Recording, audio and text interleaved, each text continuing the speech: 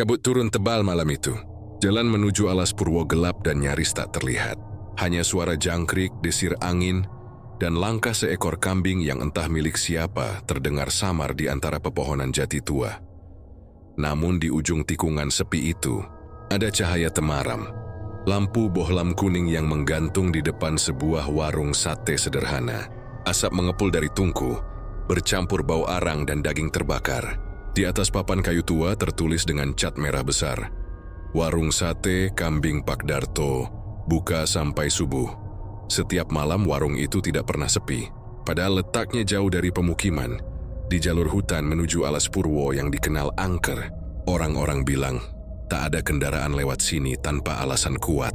Tapi entah kenapa di warung Pak Darto selalu saja ada pembeli. Mobil-mobil berhenti, motor parkir berderet, dan tawa para sopir serta pedagang sayur terdengar sampai jauh ke jalan. Di dalam warung Pak Darto, lelaki setengah baya berwajah tenang dengan senyum yang selalu ramah, membakar sate dengan cekatan. Tangannya cepat, matanya tajam memperhatikan bara api, seolah tahu kapan daging harus dibalik sebelum gosong. 10 tusuk lagi, Pak. Siap, tunggu sebentar. Suaranya berat tapi hangat. Semua pelanggan suka makan di situ. Dagingnya empuk, bumbunya gurih, dan sambalnya pedasnya pas. Namun ada sesuatu yang aneh dari warung itu. Orang-orang bilang warungnya buka hanya mulai tengah malam.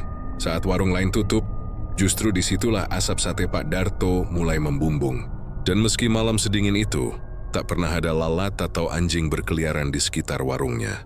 Padahal warung daging biasanya bau amis dan dipenuhi hewan liar. Suatu malam, seorang pemuda bernama Rian, sopir truk lintas kota, berhenti untuk makan di sana. Dia lapar tapi juga penasaran. Bagaimana bisa warung kecil di tengah hutan ini selalu ramai? Begitu duduk, ia memperhatikan sekeliling. Pelanggan lain diam saja saat makan, tak banyak bicara. Mata mereka kosong, wajah mereka pucat. Hanya terdengar suara sate yang terbakar. Ces, Rian menelan ludah, mencoba bersuara. "Pak Darto, kok dagingnya empuk banget ya? Kambing muda ya?" Pak Darto menatapnya sekilas, tersenyum tipis. "Bisa dibilang begitu. Kambing yang baru disembelih, Mas." Namun entah kenapa Rian merasa bulu kuduknya berdiri. Jauh dari balik dapur mirip seperti mendengar suara rintian pelan. Jiwingat tangisan manusia. Ketika ia mencoba menoleh, Pak Darto langsung menepuk bahunya. "Jangan tengok ke belakang, Mas. Angin malam di sini suka usil." Rian diam. Nafasnya mulai berat. Saat ia menyuap sate terakhir, lidahnya terasa aneh. Ada rasa logam seperti darah segar. Ia menatap tusuk satenya, dan di ujung kayu itu menempel sehelai rambut hitam panjang. Ia terdiam, menoleh perlahan ke arah Pak Darto yang sedang menatapnya. Senyumannya kini dingin. "Gimana, Mas? Enak kan? Banyak yang ketagihan makan di sini?" Rian tidak menjawab. Di luar kabut makin tebal. Dari kejauhan terdengar suara kambing mengembik, panjang, melengking, dan seperti meminta tolong. Pagi itu kabut belum sepenuhnya hilang ketika warga desa Sumberjati melihat pemandangan yang tidak biasa.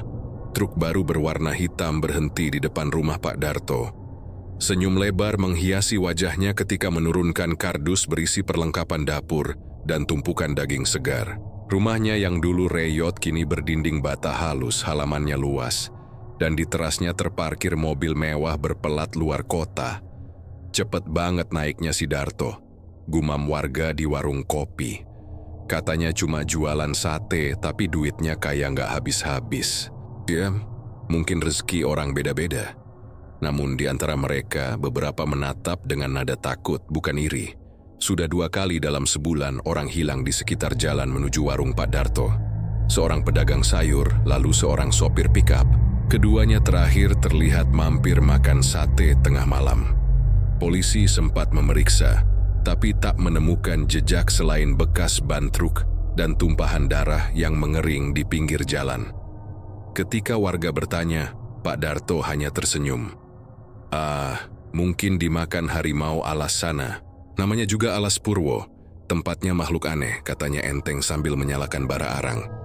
Tapi malam itu, dari dalam dapurnya asap hitam menebal dan suara seperti kambing disembelih terdengar lebih lama dari biasanya. Namun anehnya, tak ada kambing satupun di kandang belakang. Desas-desus mulai menyebar.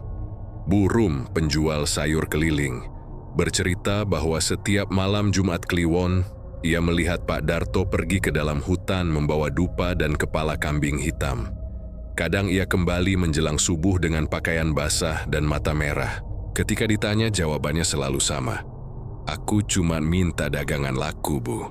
Doa orang kecil seperti saya didengar lewat caranya masing-masing. Namun beberapa hari setelah itu, Burum jatuh sakit. Tubuhnya panas, matanya terus menangis tanpa sebab. Sebelum meninggal, ia sempat berbisik pada suaminya, "Kepala kambing itu bukan kepala kambing." Malam berikutnya, Rian, sopir truk yang sempat makan di sana, kembali ke warung itu. Ia belum bisa melupakan rasa sate yang aneh itu. Namun kali ini, warung tampak lebih sepi. Hanya ada satu lampu minyak menyala, dan suara angin meniup tirai bambu di pintu. Begitu masuk, ia melihat di dinding warung terdapat lukisan besar, seekor kambing hitam bermata merah, diapit dua sosok wanita berambut panjang. Pak Darto duduk di sudut, meracik bumbu.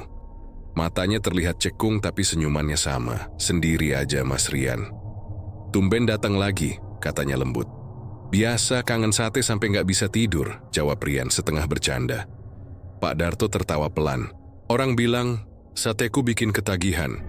Mungkin karena aku masak dengan darah sendiri." Rian menelan ludah. Ia berpura-pura tidak dengar, tapi tangannya gemetar saat menerima sepiring sate yang baru matang. Di ujung piring, ada noda merah tua yang tak sempat tersapu sambal. Dan dari balik dapur, ia mendengar sesuatu bergerak, berat, basah, dan mengerang. Saat ia meninggalkan warung itu malamnya, Rian melihat sesuatu di belakang. Seonggok kepala kambing tergantung di tiang bambu, tapi matanya masih bergerak mengikuti arah pandangnya. Ia menekan gas truknya kuat-kuat, tapi di kaca spion, Pak Darto berdiri di pinggir jalan, tersenyum sambil melambaikan tangan, dan di pundaknya, seekor kambing hitam menggigit lehernya. Warga desa makin yakin, sate Pak Darto bukan sate biasa. Setiap tusuknya menyimpan bagian dari jiwa manusia yang dikorbankan. Namun tak ada yang berani bicara, karena siapapun yang membuka mulut selalu menghilang sebelum pagi tiba. Malam itu hutan Alas Purwo seperti menelan suara dunia. Tak ada jangkrik, tak ada burung malam. Hanya desir angin yang membawa bau anyir dan dupa terbakar. Di tengah gelap, seorang anak lelaki berusia 12 tahun berlari tanpa alas kaki.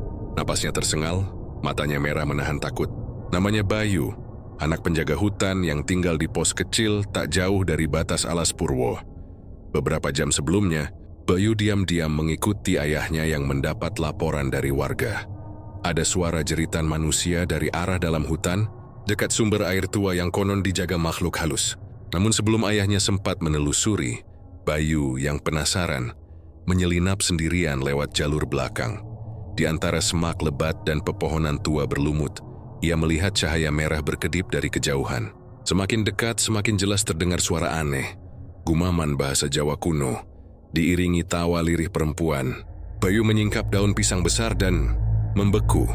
Di tengah lapangan tanah yang dipenuhi asap dupa, berdiri Pak Darto. Ia mengenakan kain hitam, dada telanjang, dengan garis-garis darah di sepanjang lengannya. Di depannya seekor kambing hitam diikat, matanya ditutup kain putih. Di sebelah kambing itu, ada seorang laki-laki yang mulutnya disumpal daun pisang, menggeliat lemah. "Nyai Lembah Ireng, aku bawa tumbal lagi." Suara Pak Darto berat dan bergetar. Ia menghunus pisau besar, menengadah ke langit, lalu menggores telapak tangannya sendiri. Darahnya menetes ke tanah. Bercampur darah kambing yang disembelihnya, tanah itu bergerak. Dari dalam tanah muncul asap hitam pekat, membentuk sosok perempuan tinggi berambut panjang. Matanya merah menyala, kulitnya kelabu seperti abu terbakar. Ia tertawa dengan suara bergema. "Darto, rezekimu kutambah, tapi tumbalmu kurang satu. Daging manusia, bukan kambing." Bayu menutup mulutnya menahan teriak. Ia melihat Pak Darto menunduh, lalu menyeret tubuh lelaki yang masih hidup itu ke tengah lingkaran dupa. Teriakan itu menggema di hutan, memantul di antara pohon, lalu hening. Asap hitam lenyap, hanya tersisa bau daging terbakar dan cipratan darah di tanah. Bayu mundur perlahan, tapi ranting kering di bawah kakinya patah. Pak Darto menoleh cepat. Matanya bukan lagi mata manusia. Pupusnya merah menyala seperti bara. Siapa di situ? Bayu berlari sekencang mungkin. Dia hampir tak ingat bagaimana caranya keluar dari hutan. Hanya suara kambing yang mengembik dari kejauhan dan langkah kaki yang mengikuti di belakang. Begitu sampai di pos penjaga, ia pingsan di pelukan ayahnya dengan tubuh gemetar dan darah di kakinya.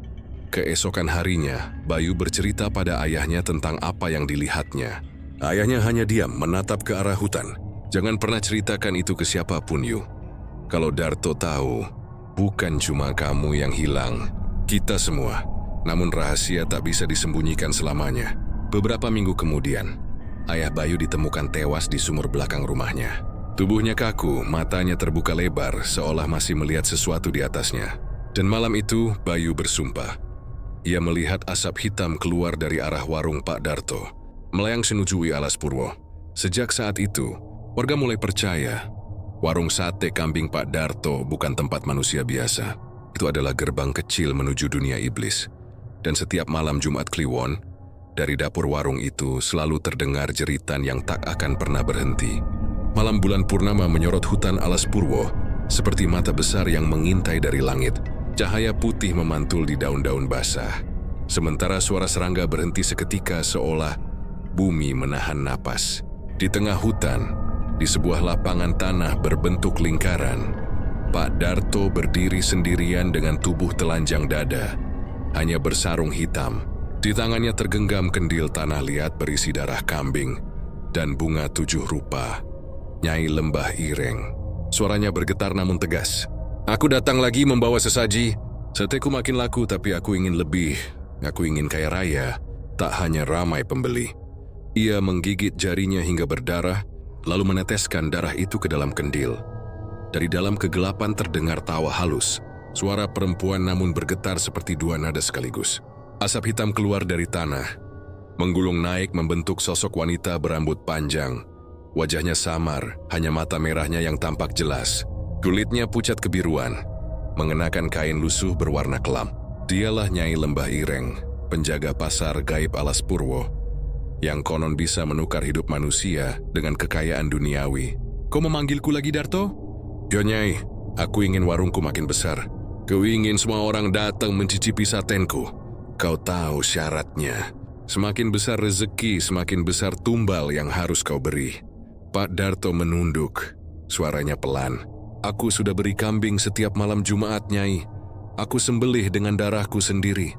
Kambing tak lagi cukup. Daging manusia lebih harum bagi kami. Darah manusia lebih pekat, lebih lezat. Hanya itu yang bisa membuatmu tak terkalahkan. Pak Darto terdiam.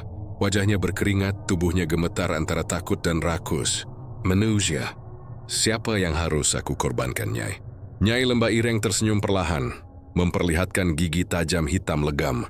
Tangannya yang panjang melambai ke arah hutan. Dan dari dalam kabut muncul bayangan-bayangan samar.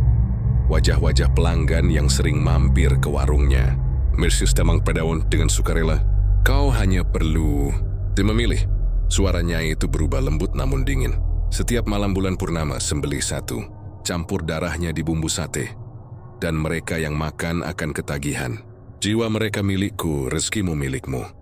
Darto menutup mata mendengar detak jantungnya berpacu.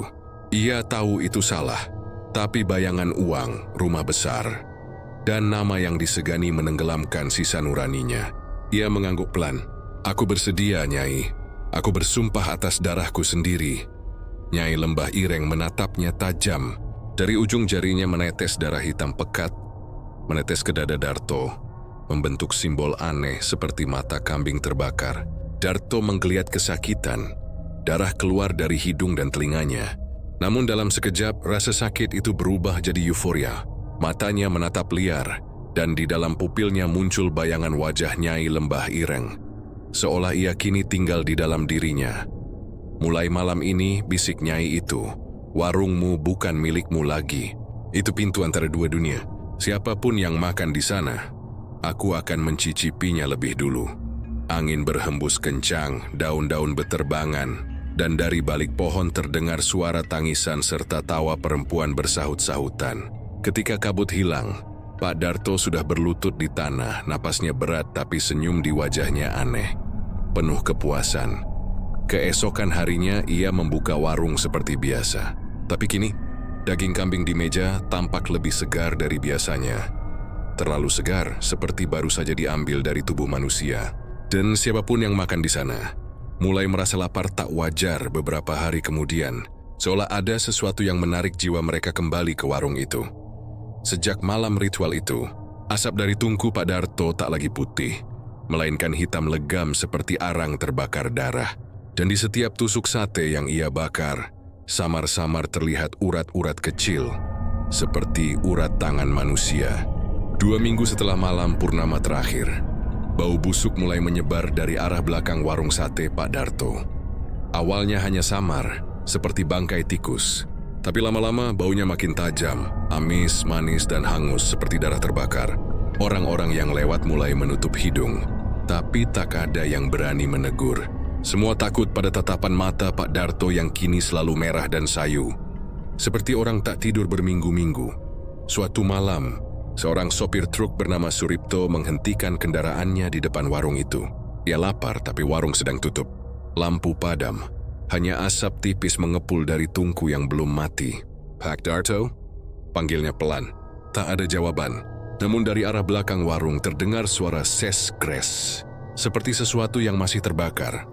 Penasaran, Suripto menyusuri sisi bangunan. Di belakang warung tanahnya lembek dan berlumpur. Ia menyorotkan senter, dan saat itu juga jantungnya hampir berhenti. Di sana, setengah tertimbun tanah, ada tulang-tulang manusia, masih berbalut daging yang belum kering. Beberapa potongan tangan, serpihan tengkorak, dan satu rambut panjang menggumpal di antara arang dan lelehan minyak sate. Lalat mengerumuni. Dan dari sela tumpukan tulang, tampak satu gigi emas masih menempel di rahang. Suripto mundur gemetar. Senter di tangannya bergetar hebat. Dan tiba-tiba, dari balik gundukan tanah itu, muncul asap tipis yang berbau darah. Bersamaan dengan itu, terdengar suara berat memanggil, "Ngapain kau di situ?" Pak Darto berdiri di belakangnya diam-diam. Wajahnya pucat, tapi di tangannya masih tergenggam pisau besar berlumur darah. Matanya menyala merah di bawah cahaya senter. Suripto terbata, "Pipa, saya cuma lihat." "Bau bangkai, Pak." Pak Darto tersenyum tipis. "Bangkai ya?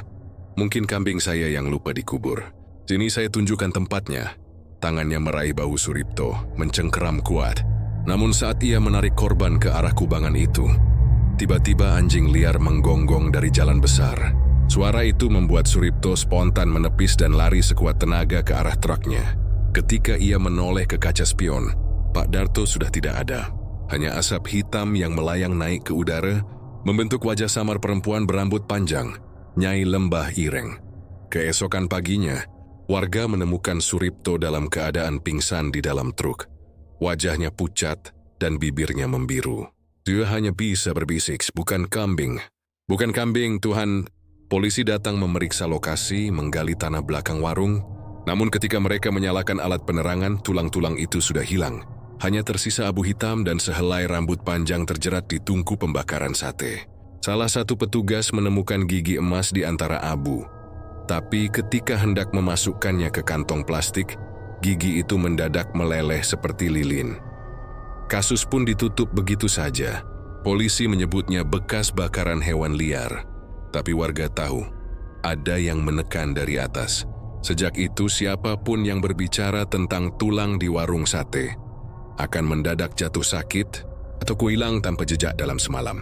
Malam-malam berikutnya, asap dari warung Pak Darto berubah warna menjadi merah darah. Kadang saat angin dari hutan berembus ke desa, orang bisa mencium bau sate terbakar, bercampur anyir darah dan wangi kemenyan. Dan kalau kau lewat di sana sekitar pukul 2 dini hari, kau bisa mendengar suara samar dari arah dapur. Sate kambingnya masih hangat, Mas. Tapi jangan tanya dari kambing yang mana. 2 minggu setelah malam purnama terakhir, bau busuk mulai menyebar dari arah belakang warung sate Pak Darto. Awalnya hanya samar, seperti bangkai tikus. Tapi lama-lama baunya makin tajam, amis, manis, dan hangus seperti darah terbakar. Orang-orang yang lewat mulai menutup hidung. Tapi tak ada yang berani menegur. Semua takut pada tatapan mata Pak Darto yang kini selalu merah dan sayu, seperti orang tak tidur berminggu-minggu. Suatu malam, seorang sopir truk bernama Suripto menghentikan kendaraannya di depan warung itu. Ia lapar, Tapi warung sedang tutup, lampu padam, hanya asap tipis mengepul dari tungku yang belum mati. "Pak Darto," panggilnya pelan, tak ada jawaban. Namun dari arah belakang warung terdengar suara ses kres, seperti sesuatu yang masih terbakar. Penasaran, Suripto menyusuri sisi bangunan. Di belakang warung tanahnya lembek dan berlumpur. Dia menyorotkan senter, dan saat itu juga jantungnya hampir berhenti. Di sana, setengah tertimbun tanah, ada tulang-tulang manusia, masih berbalut daging yang belum kering. Beberapa potongan tangan, serpihan tengkorak, dan satu rambut panjang menggumpal di antara arang dan lelehan minyak sate. Lalat mengerumuni, dan dari sela tumpukan tulang, tampak satu gigi emas masih menempel di rahang. Suripto mundur gemetar, senter di tangannya bergetar hebat, dan tiba-tiba dari balik gundukan tanah itu, muncul asap tipis yang berbau darah. Bersamaan dengan itu, terdengar suara berat memanggil, "Ngapain kau di situ?" Pak Darto berdiri di belakangnya diam-diam. Wajahnya pucat, tapi di tangannya masih tergenggam pisau besar berlumur darah. Matanya menyala merah di bawah cahaya senter. Suripto terbata, "Pak, saya cuma lihat." "Bau bangkai, Pak." Pak Darto tersenyum tipis. "Bangkai ya? Mungkin kambing saya yang lupa dikubur. Sini, saya tunjukkan tempatnya." Tangannya meraih bahu Suripto, mencengkeram kuat. Namun saat ia menarik korban ke arah kubangan itu, tiba-tiba anjing liar menggonggong dari jalan besar. Suara itu membuat Suripto spontan menepis dan lari sekuat tenaga ke arah truknya. Ketika ia menoleh ke kaca spion, Pak Darto sudah tidak ada. Hanya asap hitam yang melayang naik ke udara, membentuk wajah samar perempuan berambut panjang, Nyai Lembah Ireng. Keesokan paginya, warga menemukan Suripto dalam keadaan pingsan di dalam truk. Wajahnya pucat dan bibirnya membiru. Ia hanya bisa berbisik, bukan kambing, Tuhan." Polisi datang memeriksa lokasi, menggali tanah belakang warung. Namun ketika mereka menyalakan alat penerangan, tulang-tulang itu sudah hilang. Hanya tersisa abu hitam dan sehelai rambut panjang terjerat di tungku pembakaran sate. Salah satu petugas menemukan gigi emas di antara abu. Tapi ketika hendak memasukkannya ke kantong plastik, gigi itu mendadak meleleh seperti lilin. Kasus pun ditutup begitu saja. Polisi menyebutnya bekas bakaran hewan liar. Tapi warga tahu, ada yang menekan dari atas. Sejak itu, siapapun yang berbicara tentang tulang di warung sate akan mendadak jatuh sakit atau hilang tanpa jejak dalam semalam. Malam-malam berikutnya, asap dari warung Pak Darto berubah warna menjadi merah darah. Kadang saat angin dari hutan berembus ke desa, orang bisa mencium bau sate terbakar, bercampur anyir darah dan wangi kemenyan. Dan kalau kau lewat di sana sekitar pukul 2 dini hari, kau bisa mendengar suara samar dari arah dapur. "Sate kambingnya masih hangat, Mas. Tapi jangan tanya dari kambing yang mana." Desa Sumberjati mulai tidak tenang. Setelah penemuan tulang di belakang warung, 3 warga hilang dalam seminggu. Malam-malam di sekitar Alas Purwo kini penuh suara aneh. Gonggongan anjing yang berhenti mendadak, jeritan dari arah hutan, dan kadang aroma sate terbakar tanpa ada api. Kepala desa yang ketakutan akhirnya memanggil seorang kiai tua dari Banyuwangi, dikenal dengan nama Kiai Marsam, seorang ahli ruqyah dan penyingkir jin pesugihan. Orang bilang, beliau pernah menutup lubang pemujaan di Gunung Raung yang menelan 7 orang kaya tamak. Kiai Marsam datang menjelang senja, naik sepeda motor tua dengan tas berisi kitab dan botol air zam-zam. Begitu sampai di depan warung sate Pak Darto, ia langsung berhenti dan menatap lama ke arah papan nama warung yang bergoyang tertiup angin. Di matanya papan itu tak lagi bertuliskan "Warung Sate Pak Darto". Huruf-hurufnya berubah menjadi tulisan merah berlumur darah. "Warung Daging Manusia. Bismillahirrahmanirrahim." Kiai Marsam menancapkan tongkat kayunya ke tanah, lalu membaca ayat kursi pelan. Udara di sekitarnya berubah berat, dan tiba-tiba lampu-lampu warung padam sendiri. Dari dalam warung terdengar suara gesekan besi dan tawa lirih perempuan. Pak Darto keluar, wajahnya pucat, tapi matanya hitam legam tanpa bola mata. "Kiai, kenapa repot-repot ke sini? Ini cuma warung sate. Orang lapar datang, saya kasih makan. Apa salahnya?" Kiai Marsam menatap tajam. "Kau sudah memberi makan manusia dengan darah manusia, Darto. Kau telah membuka gerbang antara dunia ini dan dunia mereka.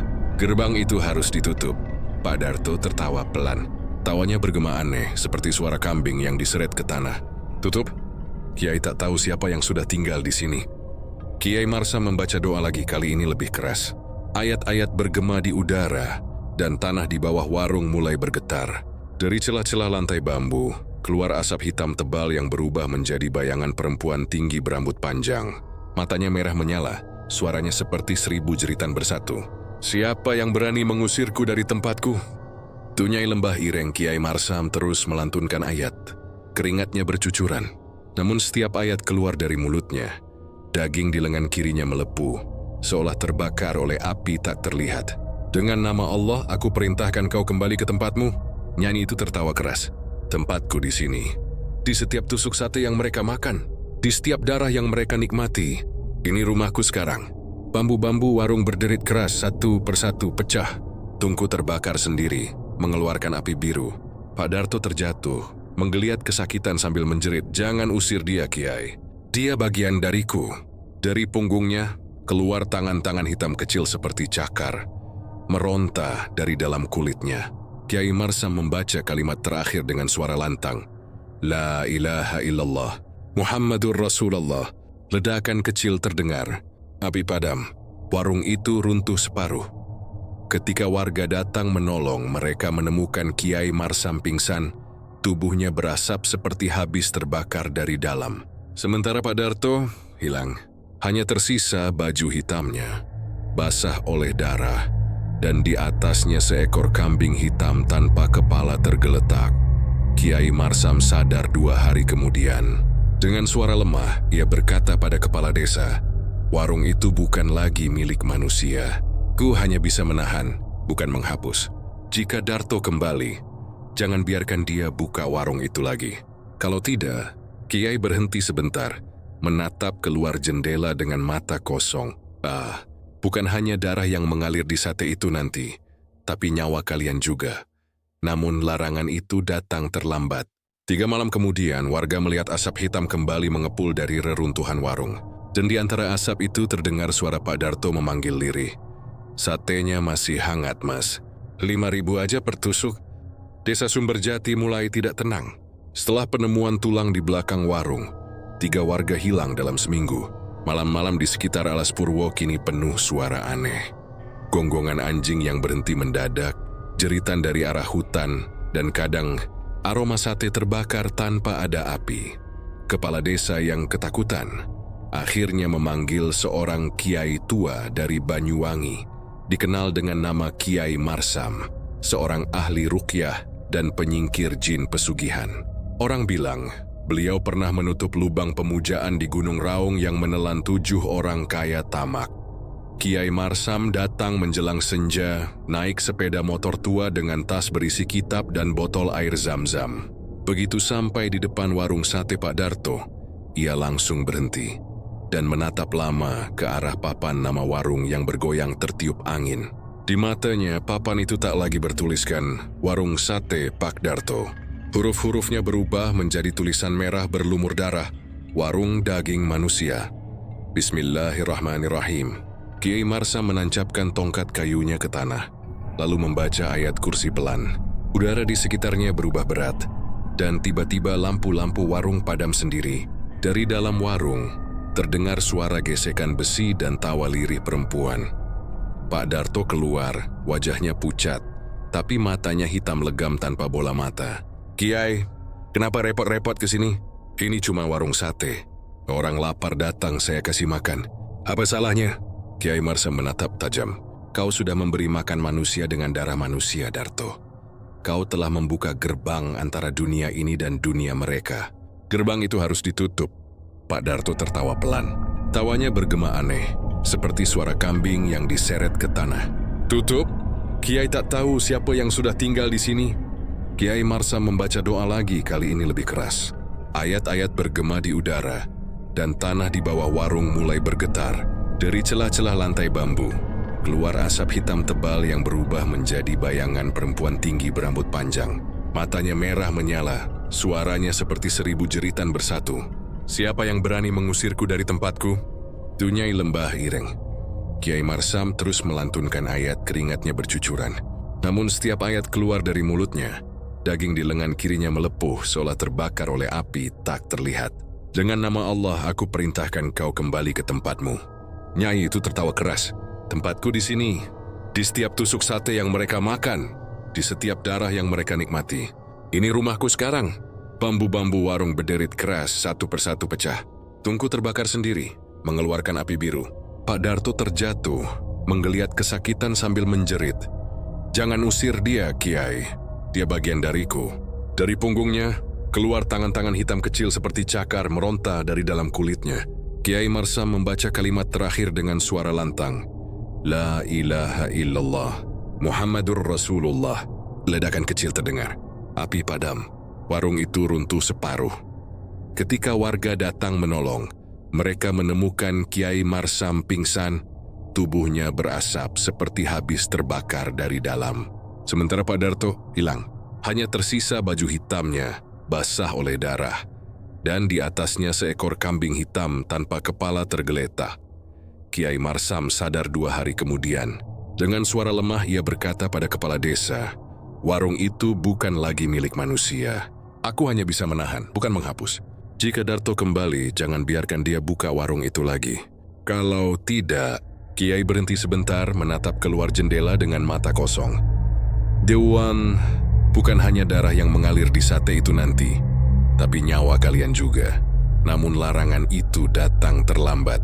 3 malam kemudian, warga melihat asap hitam kembali mengepul dari reruntuhan warung. Dan di antara asap itu, terdengar suara Pak Darto memanggil lirih. Satenya masih hangat, Mas. 5.000 aja per tusuk. Desa Sumberjati kini seperti desa mati. Rumah-rumah kosong, jalanan ditutup, dan suara jangkrik pun seakan enggan terdengar. Sejak kematian kepala desa, warga yang tersisa memilih mengungsi ke desa tetangga. Namun beberapa malam terakhir, api misterius terus muncul di atas reruntuhan warung sate Pak Darto. Kadang seperti nyala obor, kadang seperti lilin menyala di atas nisan. Kiai Marsam kembali ke tempat itu, kali ini tidak sendiri. Ia membawa 2 santri dan seorang ahli ilmu hikmah dari Pasuruan, bernama Mbah Gino. Mereka datang sebelum tengah malam, membawa air doa, kemenyan, dan kitab tua bersampul kulit kambing. Kiai Marsam menatap reruntuhan warung itu dan berkata lirih, malam ini harus berakhir. Kalau tidak, bukan cuma desa ini yang habis. Tepat pukul 12 malam, tanah di sekitar warung bergetar. Suara kambing mengembik keras dari arah alas Purwo, tapi tidak ada seekor pun terlihat. Lalu asap hitam keluar dari dalam tungku yang sudah hancur, membentuk sosok Pak Darto. Namun kini wujudnya lebih mengerikan. Tubuhnya dipenuhi luka gosong dan kepalanya ditumbuhi tanduk kecil. Kiai, kenapa kau ganggu lagi? Mereka lapar, Kiai. Mereka butuh makan. Kiai Marsam mengangkat tangannya, membaca doa dengan suara keras. Namun di tengah ayat, angin berhembus kencang dan semua lampu minyak padam. Dari balik kabut, muncul bayangan hitam ratusan. Melangkah pelan mendekat. Mereka adalah arwah korban pesugihan. Dengan wajah bolong, tubuh penuh luka, dan mata kosong. Satu persatu mereka mendekati Pak Darto. Kau janji kami bisa tenang setelah dikorbankan. Kau bilang Nyai akan beri kami kehidupan baru. Tapi kami hanya lapar darah. Pak Darto menjerit. Tubuhnya terbakar api hitam, namun tak bisa mati. Aku juga korban. Aku cuma ingin warungku ramai. Aku cuma ingin kaya. Namun suara perempuan berat terdengar dari dalam hutan. Tidak ada kaya tanpa darah, Darto. Kau sudah kuingatkan. Itu Nyai Lembah Ireng. Bayangan besar muncul di langit. Sosok perempuan berambut panjang, matanya seperti bara api.